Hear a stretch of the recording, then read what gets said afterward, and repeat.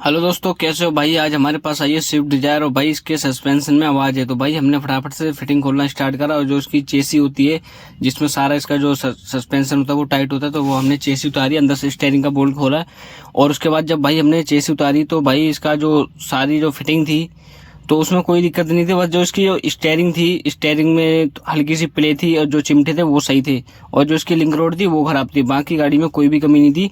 तो हमने पूरी चेसी कंप्लीट बाहर निकाली और एक एक चीज़ चेक करी। तो भाई हमें स्टेयरिंग और जो इसकी लिंक रोड थी इसी में बस प्रॉब्लम थी, और एक शॉकर था इसका राइट, फ्रंट राइट का शॉकर, और बाकी गाड़ी में कोई भी दिक्कत नहीं थी, जिस वजह से गाड़ी